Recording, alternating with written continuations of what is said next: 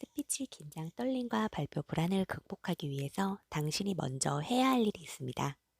그것은 왜 스피치와 명강사 훈련을 받을 것인지를 확실하게 결단을 내리는 것입니다. 이 글을 읽어보고 마음이 내키면 해보고 그렇지 않으면 포기할 것이라는 식으로 우유부단하게 생각한다면 지금 당장 포기하라고 말하고 싶습니다. 그런 정신 자세로는 변화하는 것 자체를 포기해야 됩니다. 변화를 하기 위해서는 훈련의 고통을 감사해야 하기 때문입니다. 고통을 좋아하는 사람은 그 누구도 없을 것입니다.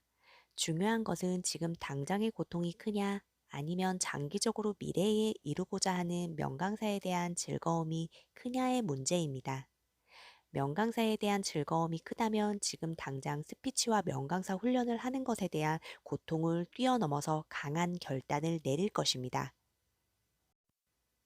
사실 스피치와 명강사 훈련을 오랫동안 지도하다 보니 전국 각 지역에서 오는 분들이 많이 있었습니다.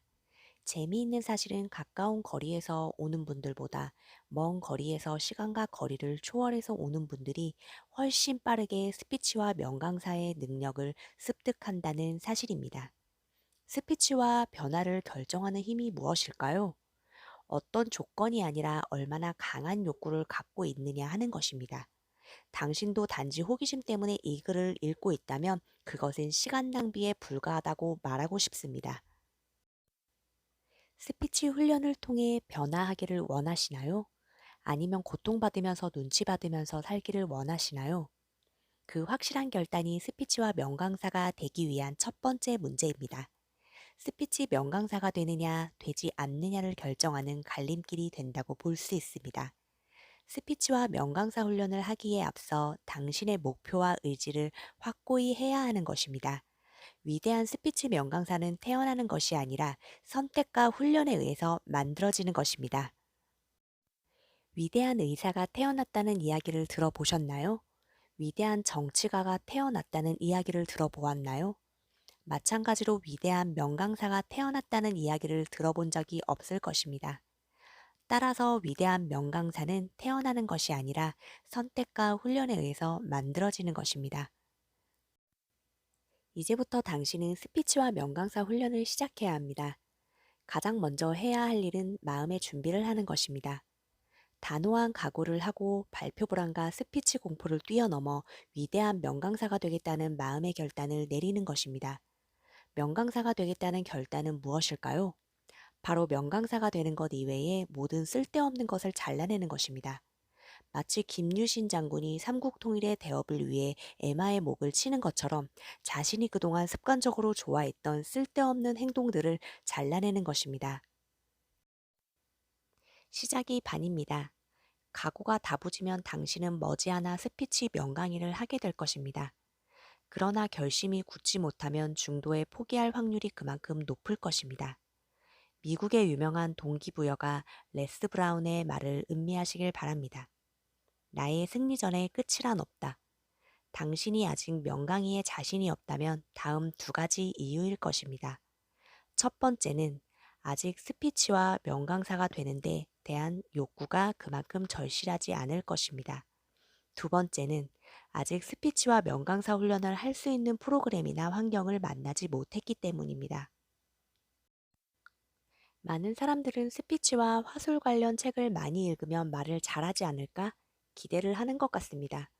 그러나 단연코 말씀드리건대 스피치와 화술 관련 책을 아무리 많이 읽어도 스피치와 발표 불안의 문제를 해결할 수는 없습니다. 스피치와 화술에 관한 책은 아주 많이 있습니다. 스피치와 화술 관련 강의도 마찬가지입니다. 그런데도 불구하고 수많은 사람들이 여전히 스피치나 강의를 하는데 부담을 느끼는 이유는 무엇일까요?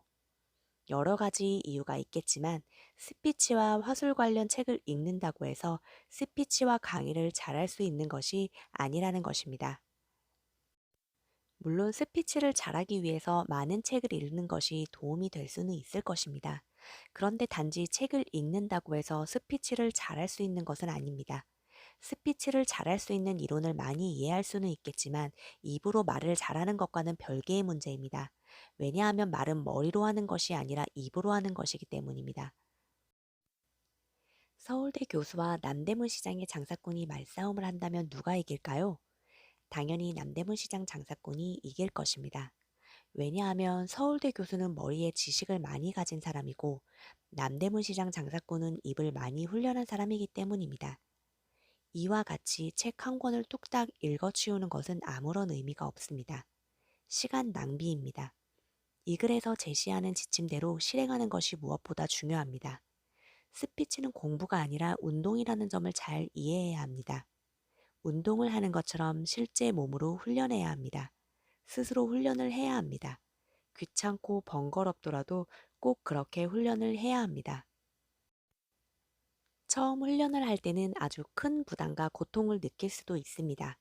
그렇지만 훈련의 고통이 불과 몇 그램이라면 죽을 때 왜 이렇게 소심한 인생을 살다 죽어야 하는지 후회를 하는 고통은 몇 천만 톤에 해당한다고 할 수 있습니다. 당신은 후회의 고통을 선택하시겠습니까? 아니면 훈련의 고통을 감수하시겠습니까?